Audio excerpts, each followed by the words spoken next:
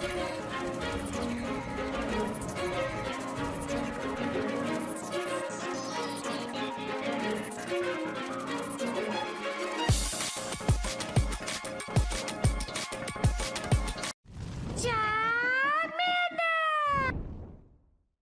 guys, King of Charmass here. Today we are judge, your jury, and your analyst. And today I bring to you a team featuring, well, Magnezone basically in the lead. It's a great core breaker. Breaks up the Froslass, Empoleon, and Drifblim. I know a lot of people that used it making a legend. And my magnet is actually from Japan. I'm using a Japanese magnet. It's a rank 11.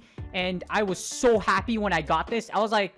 This was during, like, this random Magnemite popped up, and I was like, oh, hey, it's a Magnemite. And then when I caught it, I was like, wait, that's a rank 11. So, because my Japanese magnet deserves some love, and I can finally build it and use it, I will be using Japanese Magnezone for this shoutcast, and it is a rank 11. Anyways, this does feature the number 3 team. So, Magnezone is actually a top 3 team, and this team is one of the top 3, the third most powerful team, and a top 3 team in the Sinnoh Cup.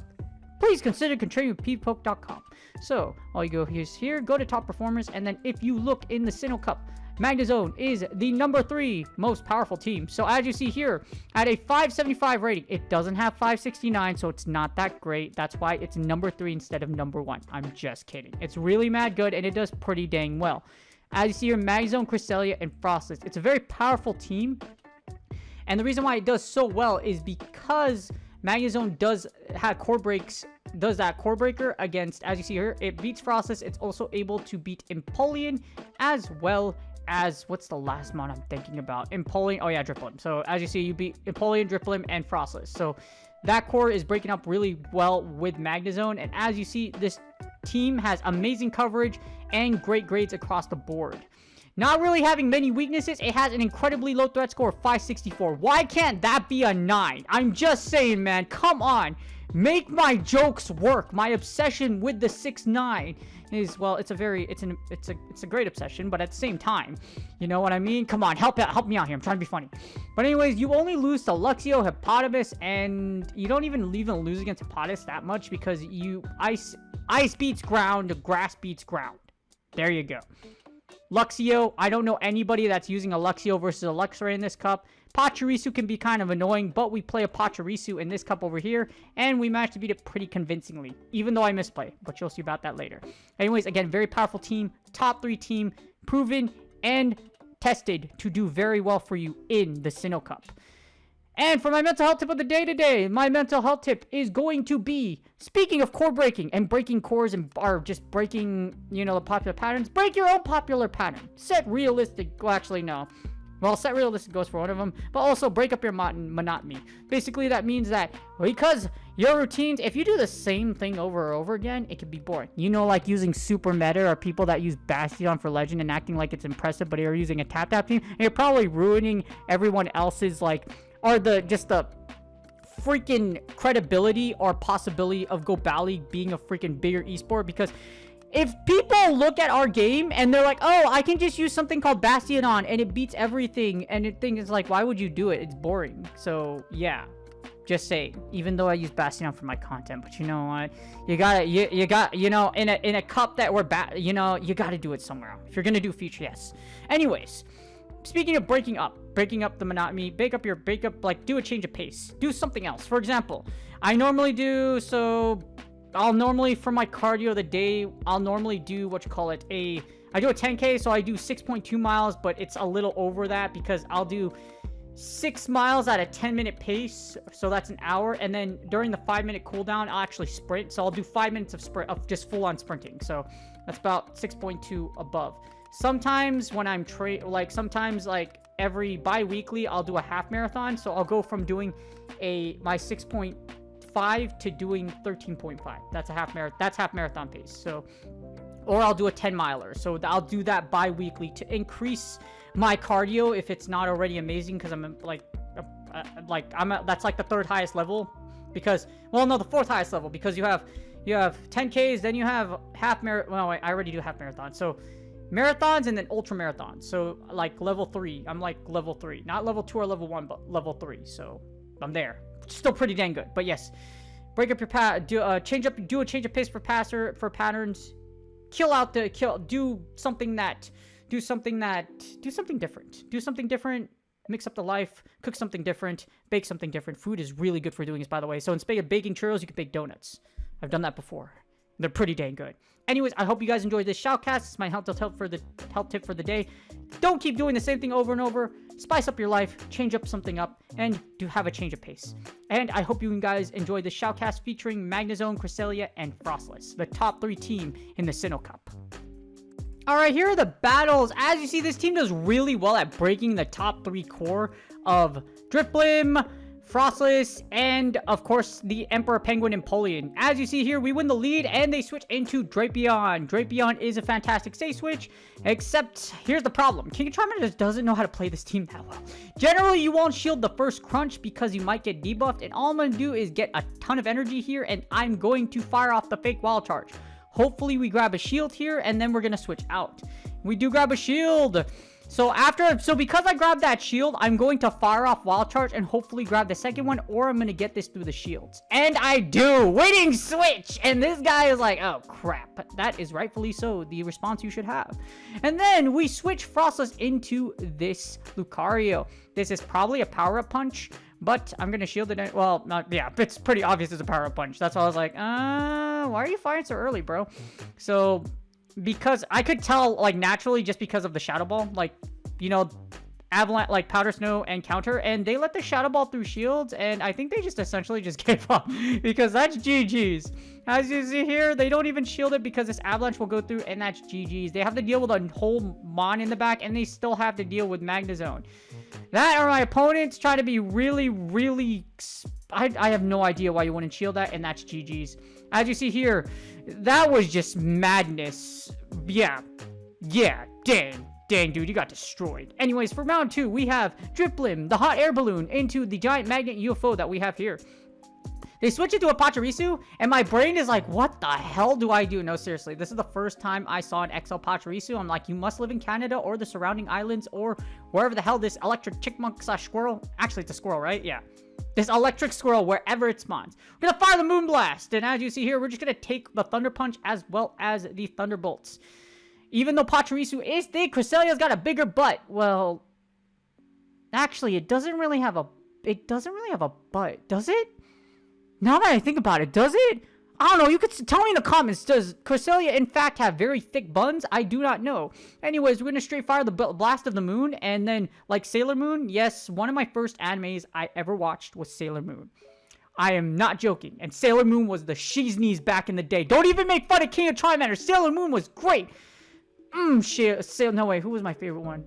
What was it? Sailor Mercury? No, Sailor Jupiter. Yeah, Sailor Jupiter.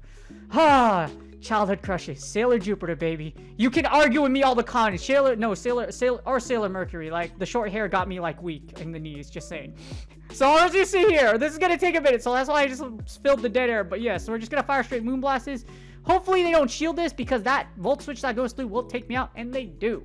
But this is okay. Because we're just gonna set in Magnezone. As you see here, they don't get to another move. And they send in Gastrodon. But we're just going to switch into Froslass. And because we have shield advantage, 2-to-1 shield advantage, this is pretty much GG's. All I got to do is run over I'll run over this Drifblim and then run over the Gastrodon in the back. And because I have shield advantage, all I got to do is just make sure I shield whatever's in front of me right now. I should be able to get to the Avalanche and they won't be able to get to a second move on Drifblim. And then all we're going to do is fire Hail Mary Avalanches across the floor. And they do get to a second one, which happens to be an icy one because I got baited. But this is okay. It's okay we got debated. Except this is not okay because that was... Now, I'm going to undercharge as you see here. I'm going to undercharge so I get some of my energy back because I realized my life's mistakes. I made a lot of mistakes. So, we're going to be able to get 3 Power Snows back and I get my energy back. And then all we're going to do is just... I'm going to swap out actually. So, I'm going to swap out, save all that energy, double Wild Charge.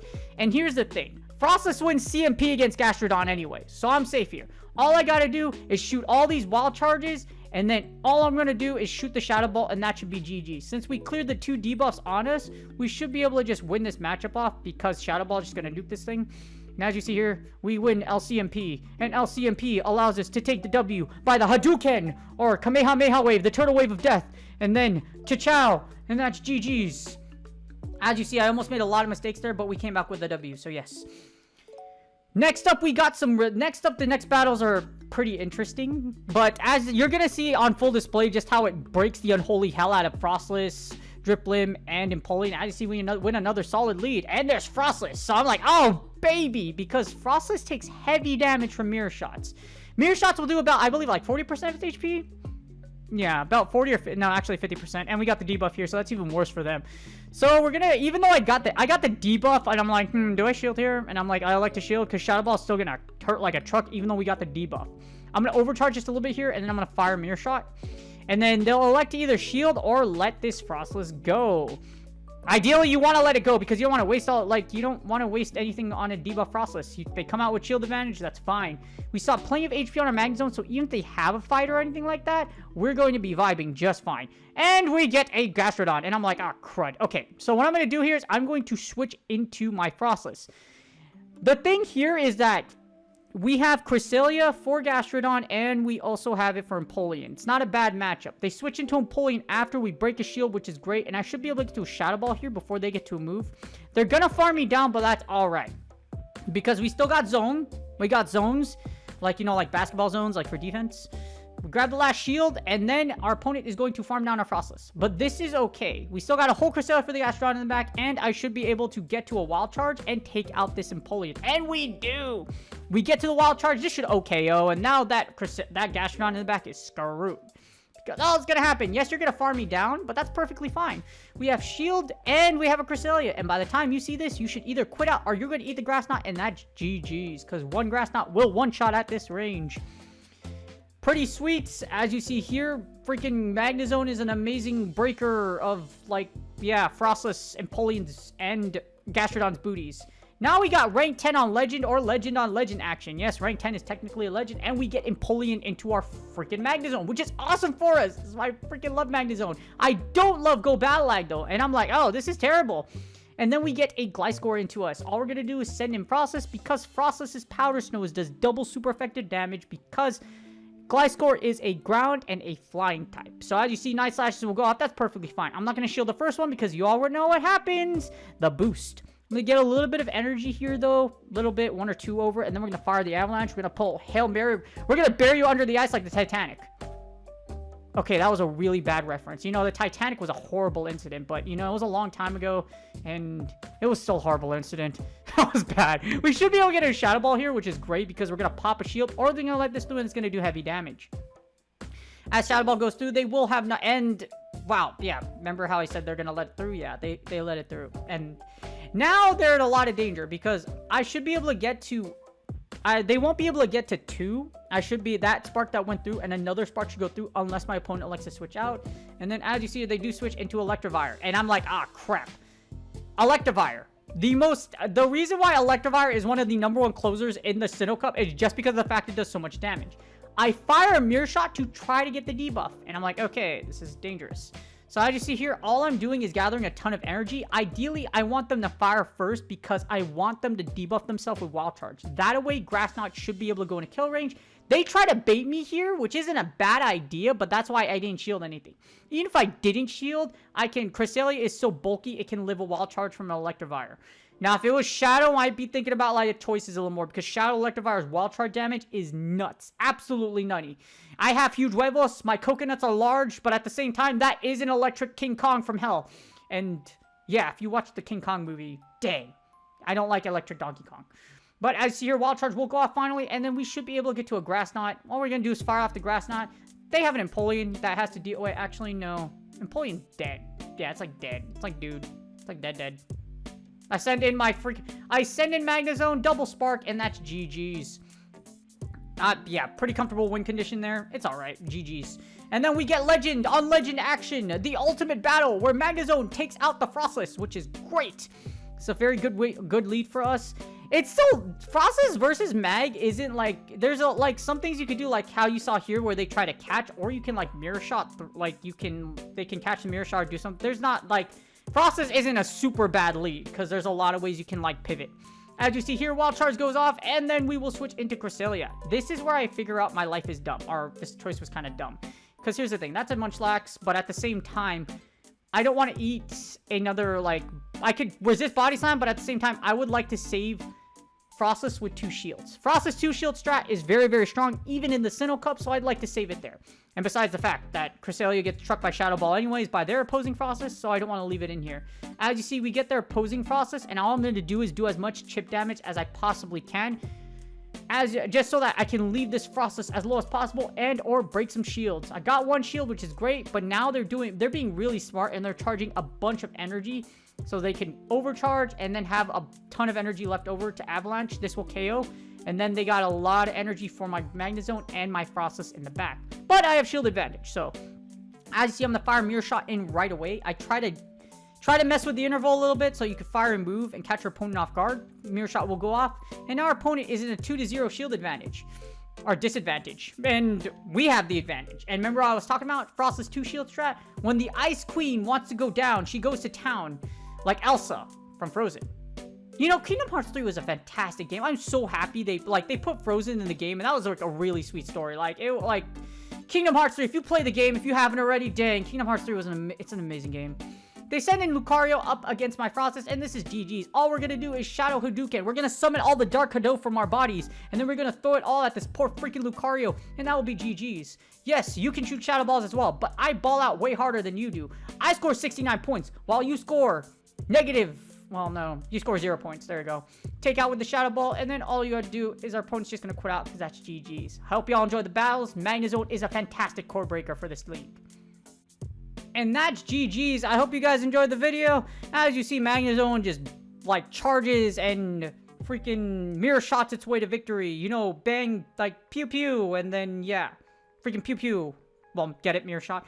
But, yes, Magnezone, you do need to do a magnetic lure. So, you need to do a magnetic lure, and then you need to evolve Magneton. You need to be within range so you can evolve your Magneton in the Magnezone. Again, mine is from Japan. My Japanese Magnezone needs some love. And I needed to evolve one anyways because my friend actually traded me a Hundo Magnemite. So, I needed to build my Hundo Magnezone. So, what better opportunity than to kill 2 birds with 1 stone? Get my Hundo Magnezone and my Great League one. That's a rank 11 from Japan. As you see here, it does really well against that triple combination. And those 3 Pokemon are insanely popular leads. So, just putting that out there. You'll catch probably most of those leads unless you just get really unlucky. Do me a huge favor. Please like and subscribe. It's totally free. Next to these 2 Charmanders, you can put your mouse over that little box that says sub to the bottom right. You can easily subscribe from over there. Really appreciate my current subscribers. Good luck on your Go Battle League sets. And I will see you guys on the next video.